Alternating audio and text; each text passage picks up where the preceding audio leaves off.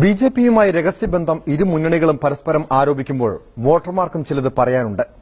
ദേശീയ രാഷ്ട്രീയത്തിന് ഏറെ പ്രാധാന്യമുള്ള ഉപതെരഞ്ഞെടുപ്പിൽ മലപ്പുറത്തുകാരുടെ മനസ്സിലെന്താണ്? മോങ്ങം ഒളമതിലാണ് മലപ്പുറം സുലൈമാനിയുമായി ഇന്ന് കെ.സി. ബിപിൻ.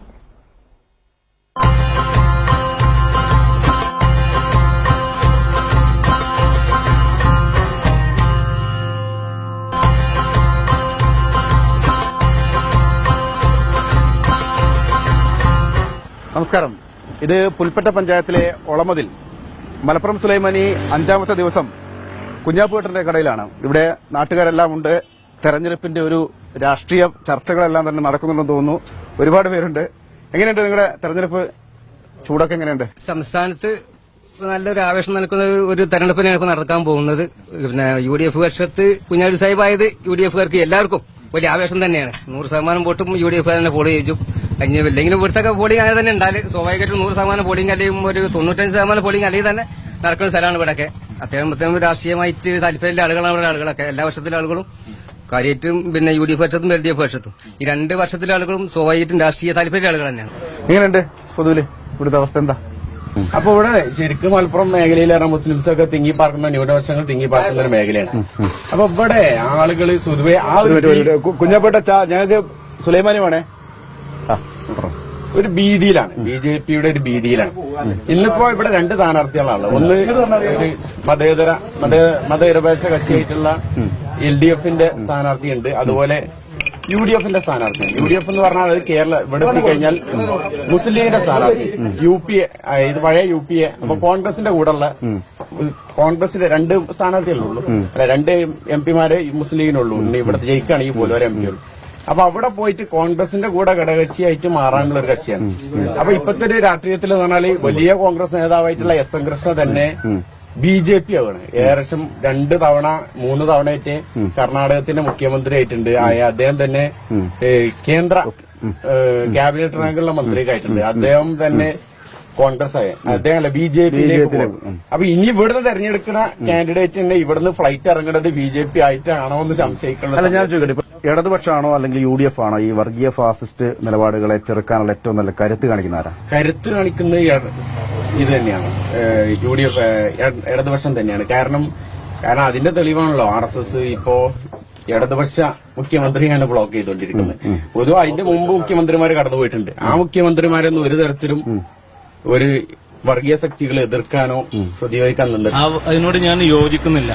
കാരണം ഇപ്പം കേരളത്തില് CPM-ന്റെ നേതൃത്വത്തിലുള്ള ഭരണമാണ് നടന്നുകൊണ്ടിരിക്കുന്നത്. ഈ ഭരണം വന്നതിന് ശേഷം തന്നെ ഒരുപാട് കലാപങ്ങൾ ഇവിടെ അരങ്ങേറിയിട്ടുണ്ട്. കണ്ണൂര്, നാദാപുരം, അതുപോലെ തന്നെ ഏറ്റവും ലാസ്റ്റ് താനൂര് മുതൽക്ക് ഇതിന്റെയൊക്കെ അക്രമത്തിന്റെ പിന്നിൽ CPM-ന് കഴിയുണ്ട് എന്നുള്ളത് ഇവിടെ ഏത് സാധാരണക്കാർക്കും രാഷ്ട്രീയ നിരീക്ഷകർക്കും എല്ലാവർക്കും അറിയുന്ന ഒരു കാര്യമാണ്. കഴിഞ്ഞ ദിവസം മന്ത്രി ശശീന്ദ്രൻ രാജിവെച്ചു.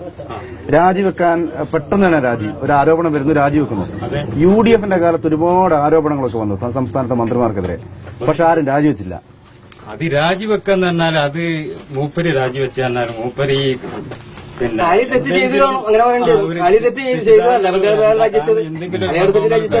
അതിനൊരു തല്ലുപൊടി വേണ്ടെന്നുള്ളവർക്ക് മൂപ്പര് സ്വയം രാജിവെച്ചു.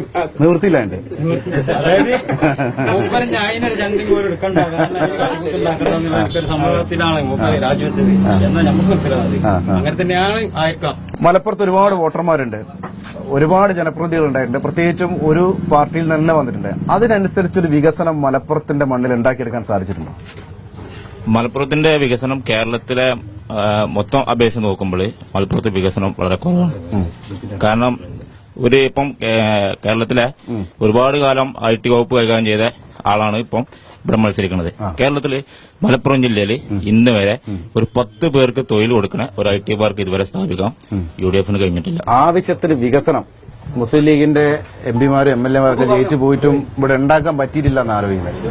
എല്ലാം ശരിയാക്കാം എന്ന് പറഞ്ഞ് ഭരണത്തിലേറിയ LDF സർക്കാരാണുണ്ടല്ലോ, എല്ലാം ശരിയായിക്കൊണ്ടിരിക്കുകയാണ്. നാട്ടില് കലാപങ്ങൾ ഉണ്ടാണ്. താനൂര് കലാപം, ഇപ്പൊ അടുത്ത് കാസർഗോഡ് നിങ്ങള് പത്രങ്ങളൊക്കെ നമ്മൾ വായിച്ചതാണ്.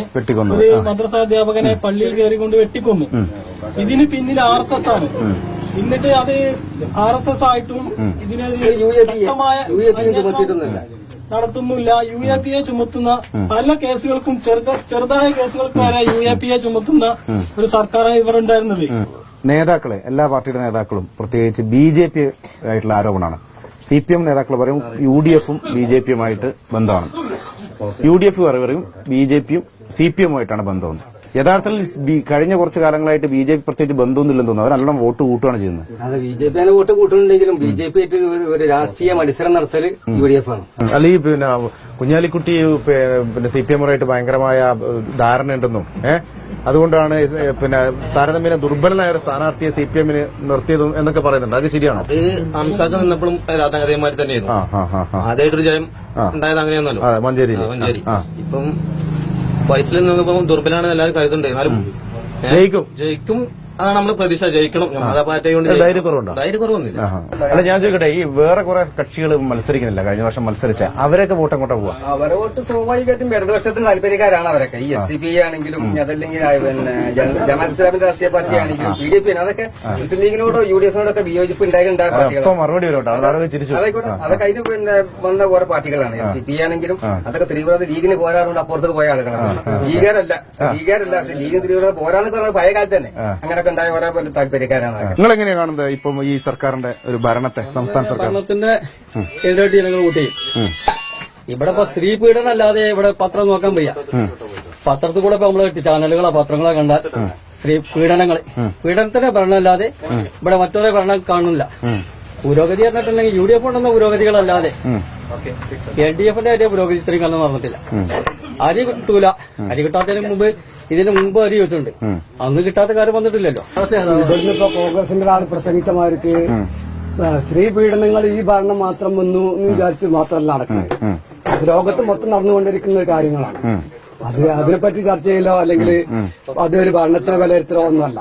മറിച്ച് കേരളത്തിൽ ഇന്ന് മറ്റൊരു 5 കൊല്ലം VS ഭരിച്ചു. തുടർന്ന് വന്ന ഭരണക്കാർ ഈ ഇവിടുത്തെ ഉദ്യോഗസ്ഥന്മാരെ അതേമാതിരി മറ്റുള്ള മേഖലയിൽ മുഴുവൻ അധപ്പതിപ്പിച്ചു. അതിന്നും കൈയടിച്ച് ഉയർത്തിക്കൊണ്ടുവരാൻ കുറച്ച് ബുദ്ധിമുട്ടാണ്. സാവധാനത്തിൽ പിണറായി വിജയൻ സർക്കാർ ഫുള്ള് ചെയ്യുന്നുണ്ട്. 2 മന്ത്രി രാജിവെച്ചൊക്കെ പഴയ സർക്കാരിന്റെ പ്രശ്നമായിട്ട് പറയുന്നത്. 2 മന്ത്രിമാർ രാജിവെച്ചു എന്ന് പറഞ്ഞാൽ ആരോപണ വിധേയമായ മന്ത്രിമാർ രാജിവെച്ചോ? UDF-ന്റെ കാലത്ത് മന്ത്രിമാർ രാജിവെച്ചിട്ടില്ലല്ലോ. ഈ തെരഞ്ഞെടുപ്പിൽ എന്തായാലും പിന്നെ ഈ തവണ MP ഫൈസൽ വിജയിക്കുന്നതാണ് ഞങ്ങളുടെ ഇടതുപക്ഷക്കാരുടെ ശുഭപ്രതീക്ഷ.